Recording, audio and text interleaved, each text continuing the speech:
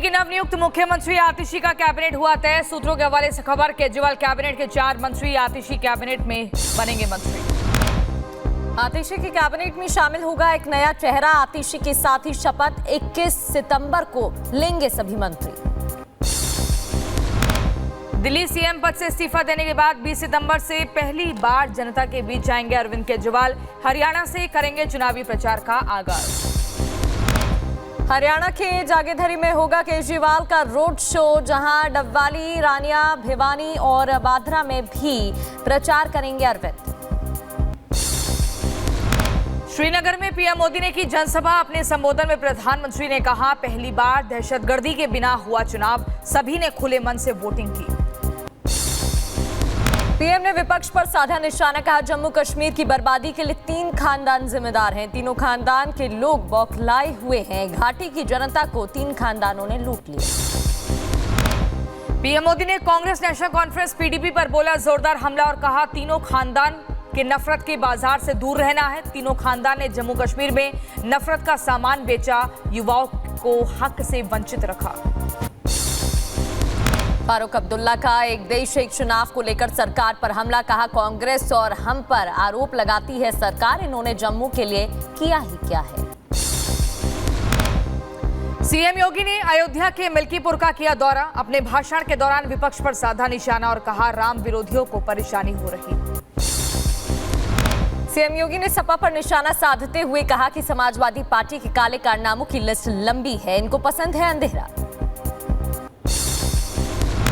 CM योगी ने अखिलेश को बताया माफियाओं का सरगना, कहा राम भक्तों पर गोली चलवाती थी सपा। माफिया मठाधीश वाले बयान पर अखिलेश यादव ने सफाई पेश की, कहा संतों पर कोई टिप्पणी नहीं की। पाक मंत्री के भड़काऊ बयान पर शाह का ट्वीट लिखा, पाक मंत्री के बयान से कांग्रेस एक्सपोज, राहुल देश विरोधी ताकतों के साथ खड़े हैं। पाकिस्तानी मंत्री ख्वाजा आसिफ के बयान को लेकर शहजाद का बयान, कांग्रेस और नेशनल कॉन्फ्रेंस पर निशाना साधा, कहा कांग्रेस एनसी का हाथ पाकिस्तान के साथ। बीजेपी नेता मनजिंदर सिंह सिरसा का विपक्ष पर हमला, कहा देश को कमजोर करने वाली ताकतों के साथ लगातार खड़े रहना गंभीर सवाल खड़े करता। हरियाणा विधानसभा चुनाव के लिए बीजेपी ने जारी किया घोषणा पत्र, जेपी नड्डा और मुख्यमंत्री नायब सिंह सैनी ने लॉन्च किया। हरियाणा के लिए बीजेपी ने 20 वादे किए, सभी महिलाओं को 2100 रुपए देने की बात कही, साथ ही 10 औद्योगिक शहर के निर्माण की बात भी कही।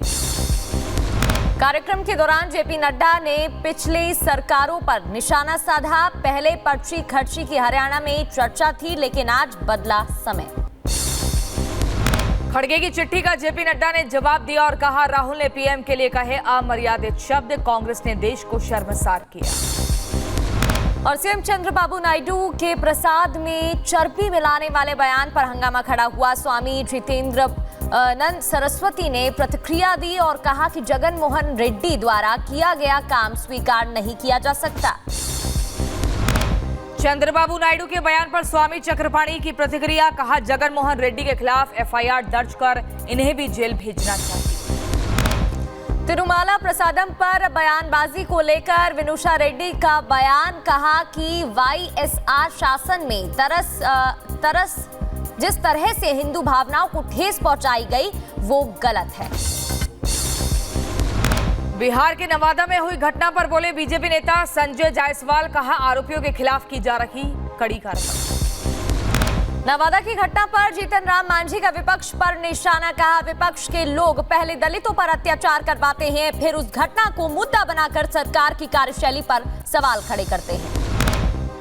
मध्य प्रदेश के पूर्व मुख्यमंत्री और कांग्रेस नेता कमलनाथ ने वन नेशन वन इलेक्शन को बताया अव्यावहारिक, कहा आज इनकी सरकार के खिलाफ नो कॉन्फिडेंस मोशन आ जाए तो क्या करेंगे।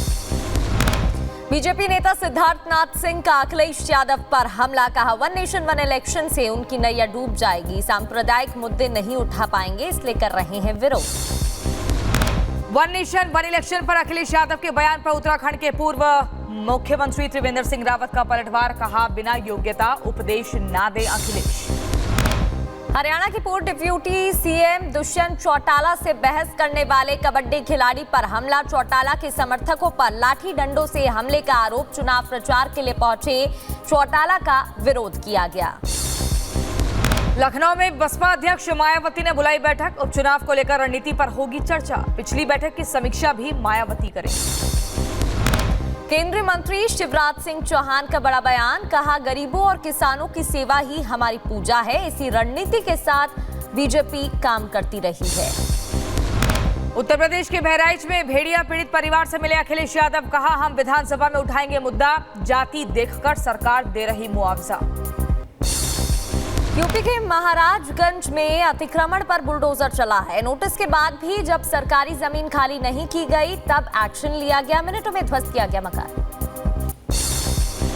लखनऊ में जुलूस के दौरान लहराए गए फिलिस्तीनी झंडे, हथियारों का प्रदर्शन कर लगाए आपत्तिजनक नारे। मामले को लेकर पुलिस में शिकायत दर्ज हुई। महाराष्ट्र के अकोला में गणेश विसर्जन के दौरान पथराव की घटना, पुलिस ने 68 लोगों को हिरासत में लिया।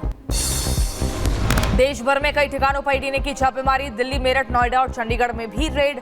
छापेमारी के दौरान मिले करोड़ों रुपए। बिहार के गया में एनआईए का एक्शन जारी। जेडीयू एमएलसी मनोरमा देवी के आवास पर छापेमार कार्रवाई। नक्सलियों से कनेक्शन होने के शक में एक्शन लिया गया। बड़ी संख्या में मौजूद रही पुलिस। यूपी के बागपत में युवक पर देशद्रोह का केस दर्ज हुआ। बीएनएस की धारा 152 के तहत मुकदमा। पुलिस ने आरोपी को गिरफ्तार किया। गाजीपुर में स्वतंत्रता सेनानी एक्सप्रेस को डिरेल करने की साजिश में एक गिरफ्तारी हुई है। आरोपी के पास से एक लकड़ी का बोटा और चिल्लम बरामद कर लिया गया है। उत्तर प्रदेश के मथुरा में फिर से ट्रेन डिरेल की खबर। आगरा से दिल्ली जा रही मालगाड़ी के 25 डिब्बे पटरी से उतरे। छत्तीसगढ़ के रायपुर में पेपर मिल में लाखों स्कूली किताबें मिली हैं। 2024 से 25 सत्र की नई किताबों को अफसरों ने रद्दी में बेचा। बिहार के समस्तीपुर में नाबालिग का शव बरामद। मामले में लोगों में नाराजगी। कार्रवाई न होने से गुस्साए लोगों ने रास्ता जाम किया। पुलिस ने लाठी चार्ज कर जाम को खत्म कराया। यूपी के शाहजहांपुर में बाढ़ से हाहाकार मचा हुआ है। लोगों के घरों में पानी घुस गया। बाढ़ का पानी घुसने की वजह से परेशानी बढ़ गई। लोगों को सुरक्षित जगह पर भेजने का काम जारी। चंदौली नदी में आए उफान की वजह से हाईवे के निर्माण कार्य पर ब्रेक लगा। जेसीबी समेत कई मशीनें डूबी। कर्मचारियों ने पानी में बह रहे लोगों की जान बचाई। यूपी के महोबा में पानी के तेज बहाव से डंपर बह गया। ट्रक चालक की जल्दबाजी हादसे की वजह बनी। चालक और क्लीनर ने तैरकर जैसे तैसे अपनी जान बचाई। आगरा में हो रही बारिश से हालात खराब हुए। कई जगहों पर हुआ जलभराव। पानी में डूबी मोटरसाइकिल। यूपी के बुलंदशहर में बारिश की वजह से हादसा भरभरा कर गिरा मकान। मलबे में दबने से परिवार के 4 लोग घायल। ग्रेटर नोएडा में सिंचाई विभाग की बड़ी लापरवाही आई सामने। नालों की सफाई ना होने के कारण गांव में पानी भरा। डीएम ने अधिकारियों को फटकार लगाई।